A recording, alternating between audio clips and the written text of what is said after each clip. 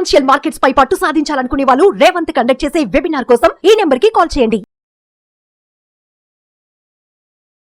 నమస్తే, welcome to Suman TV. నేను విష్ణు. ప్రస్తుతంతో పాటు మార్కెట్ అనలిస్ట్ మాలెంపాటి ప్రభు గారు ఉన్నారు. వారితో మాట్లాడదాం. సార్, ప్రభు గారు నమస్తే. సార్ నమస్తే అండి. సార్, ప్రభు గారు, నవంబర్ నుంచి ఆప్షన్స్ చేసే వాళ్ళకి గడ్డు కాలం రాబోతోందేమో అనిపిస్తుంది. నవంబర్ నుంచి ఆప్షన్స్కి సంబంధించి సెబీ రకరకాల డెవలప్మెంట్స్ని, రకరకాల ఫ్రేమ్వర్క్స్ని లైమ్ లైట్లోకి తీసుకురాబోతుంది. ఏంటి అసలు నవంబర్ నుంచి ఆప్షన్స్కి ఏం జరగబోతోంది? ఎవరైతే ఆప్షన్స్ చేస్తున్నారో వారు తప్పనిసరిగా ఇప్పటి నుంచే ఎటువంటి విషయాలను తెలుసుకోవాలి అంటారు? ఇది సెబీ రిపోర్ట్ అండి. 2 times రిపోర్ట్ ఇచ్చింది. ఫస్ట్ టైం ఏమో 90% people are losing money in options అంది.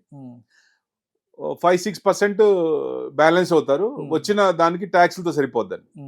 బ్యాలెన్స్ వాళ్ళు ఇక మొత్తానికి ప్రాఫిట్ లో ఉంటారని. తర్వాత రీసెంట్ గా ఇచ్చింది 93% పీపుల్ ఆర్ లూజింగ్ మనీ అని చెప్పిందండి. 6% బ్యాలెన్స్ అవుతుంది అంటే 99 అయిపోయింది. ఓన్లీ 1% ఆర్ ప్రాఫిట్ లో ఉంటున్నారు. ఆ ప్రాఫిట్ లో మనం ఉండగలమా? Retail investor ఉండగలడా? తట్టుకోగలడా? ఎందుకంటే సడన్ ఇంజెక్షన్స్ వస్తున్నాయి. మనం ఎప్పుడు నిఫ్టీలో ఎప్పుడు చూడలేదండి. బ్యాంక్ నిఫ్టీ కానీ నిఫ్టీలో ఒక్కసారి 500 ఒక క్యాండిల్లో, నెక్స్ట్ క్యాండిల్లో మళ్ళీ 500 పాయింట్స్ పట్టాం. అంటే నిన్న ఎగ్జాంపుల్ నిన్న ఫస్ట్ 45 minutes చూడండి, 500 పాయింట్స్ అప్పు, 500 పాయింట్స్ డౌన్, 500 పాయింట్స్ అప్పు, అట్లా కంటిన్యూస్ అవుతూనే లాస్ట్కి కొట్టేశారు కిందకి. అది చాలా మంది లాస్ అవుతారు కదా. ఆప్షన్స్ లో జనరల్ గా పీపుల్ ఆర్ లూజింగ్ మనీ. దయచేసి ఆప్షన్స్ ఓ రకంగా టచ్ చేయకపోతేనే బెస్ట్ ఏమో అనిపిస్తుంది. ఎప్పుడన్నా ఒకసారి చేయొచ్చు, లేదు నేను చెయ్యాలి అనుకున్నప్పుడు ఆప్షన్ సెల్లింగ్ లో బెస్ట్ అండి. ఎందుకంటే టైం వాల్యూ డికే అవుతుంది కాబట్టి, ఫార్వర్డ్ మంత్ కొట్టేసి ప్రీమియం ఉంటుంది కాబట్టి ఆ ప్రీమియం వర్కౌట్ అవుతుంది కాబట్టి టైం డికే అవుతుంది. సో అక్కడ 2% 3% వస్తుంది. ఆప్షన్ సెల్లింగ్ మంచిది అనుకున్నాం. కానీ నవంబర్ నుంచి బ్యాంక్ నిఫ్టీ ఏమో 13th వీక్లీ ఆప్షన్స్ బ్యాన్ చేస్తారు. మంత్లీ ఉంటుంది. మిడ్ క్యాప్ నిఫ్టీనేమో 18th నుంచి బ్యాన్ చేస్తారు. మంత్లీ ఉంటుంది. ఫిన్ నిఫ్టీ 19th నుంచి వీక్లీ ఆప్షన్స్ ఆపేస్తారు. మంత్లీ ఉంటుంది. ఇప్పుడు మంత్లీ దాంట్లో టర్న్ ఓవర్ పెరుగుతుంది కదా. ఇక్కడ చేసే వాళ్ళందరూ దానికి వెళ్తారు. ఇక్కడ లాస్ అయ్యే వాళ్ళు అక్కడికి వెళ్తారు కదా. అట్లా ఆప్షన్స్ లో ఎక్కువ మంది పోగొట్టుకుంటున్నారు కాబట్టి ఇప్పుడు వద్దు దాన్ని టచ్. ఎందుకంటే హార్డ్ ఎర్న్ మనీ ఎందుకు పోగొట్టుకోవాలా? సో ఇన్వెస్ట్మెంట్ చేసి హ్యాపీగా ఉండొచ్చు కదా, తడిగుడ్డేసుకొని వెళ్ళకుండా కూర్చోవచ్చు కదా. ఎందుకు ఎక్కువ మంది ఇది చేస్తారంటే మార్జిన్ తక్కువ ఉంటుంది, ఎక్కువ మందికి క్యాపిటల్ ఉండదు కాబట్టి తక్కువ మార్జిన్స్ లో 2000 3000 వాటితో చేసేవాళ్ళు. ఇక్కడ నుంచి చేస్తారా? మార్జిన్స్ పెంచారు, 2% మార్జిన్ పెంచారు. ఫ్యూచర్ కి 5 lakhs ఉండేది 15 lakhs చేశారు. సో ఇట్లా మార్జిన్స్ పెంచిన తర్వాత షార్ట్ సెల్లింగ్ కూడా మరి మ్యాక్సిమం కట్టాలి కదా. ఎట్లా కడతారు? అసలు చేయలేరు కదా. ఇప్పుడు ఎన్ఎస్సి కూడా ఒక కంపెనీనే. ఎన్ఎస్సి ఇట్లాంటివి ఇంప్లిమెంట్ చేస్తున్నప్పుడు, జనాలు డబ్బులు పోగొట్టుకుంటున్నప్పుడు సెబీ కూడా సీతకన్నేసి కొన్ని ఇచ్చేయాలి కదా. ఇంతకాలం ఉంచి ఇప్పుడు మంత్లీ కూడా ఉంచి వీక్లీ ఆప్షన్ తీసేస్తాం. పెట్టేటప్పుడు ఎందుకు పెట్టాలా? ఇప్పుడు ఎందుకు తీయాలా? ఇంతమంది నుక్సాన్ ఎందుకు కావాలా? జనాలకి ఇంతమంది డబ్బులు ఎందుకు పోవాలా? సో ఇప్పుడు కరెక్ట్ డిసిషన్ వైబుల్ గా ఉండేది పెట్టి వాళ్ళు సరైన సజెషన్స్ ఇస్తూ రైట్ టైంలో కొనుక్కోవడానికి అట్లాంటివి ఇస్తే, ఒక పక్కన మీరే యాడ్లు ఇస్తుంటారు. సెబీ నుంచి యాడ్లు వస్తాయి.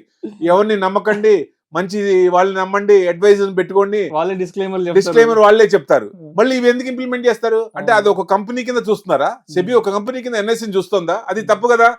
100% సెబీ మీద కూడా సీతకన్ను ఉండాలి.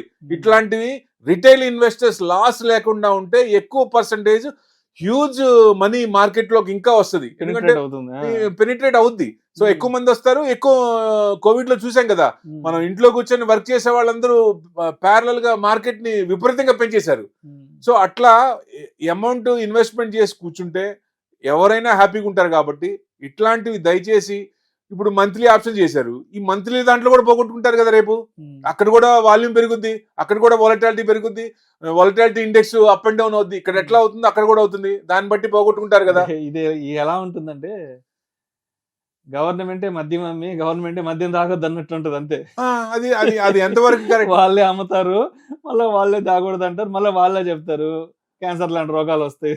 అంటే హెల్త్ కాన్షియస్ లో కొంతవరకు బెటర్ గానీ ఎక్స్ట్రీమ్ పాయింట్ లో ఏది కూడా కరెక్ట్ కాదు కదా. అవును. మన ఎక్స్ట్రీమ్ పాయింట్ పోతోంది. Um. People are losing money. అది ఎందుకు పట్టించుకోరు?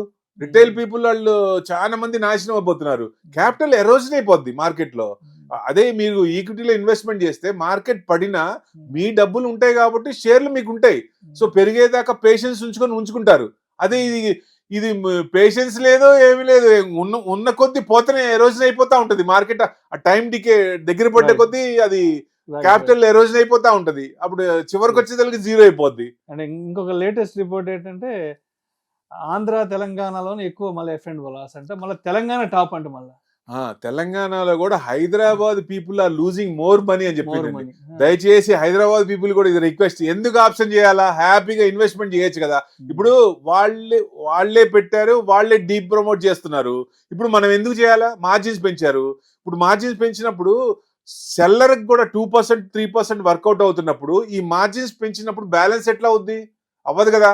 ఎందుకు అలాంటప్పుడు మార్జిన్స్ ఎందుకు చేయాలా? దయచేసి హంబుల్ రిక్వెస్ట్ ఏంటంటే ఇన్వెస్ట్మెంట్ రండి, మార్కెట్ పెరుగుద్ది, కంట్రీ డెవలప్ అవుద్ది, హ్యాపీగా అందరు హ్యాపీగా ఉంటారు. అప్పుడు డెఫినెట్ గా ఎక్కువ ఎఫ్ఐసి ఇన్వెస్ట్మెంట్స్ కూడా ఎక్కువ లోపలికి వచ్చే అవకాశాలు ఎక్కువ ఉంటాయి. Right. Thank you sir. Thank you so much Prabhu గారు. Thank you sir. నవంబర్ నుంచి ఆప్షన్స్ ట్రేడింగ్ కి సంబంధించి సెబీ తీసుకొస్తున్న నూతన మార్గదర్శకాల గురించి చాలా చక్కగా తెలియజేశారు. Thank you so much sir. నమస్తే.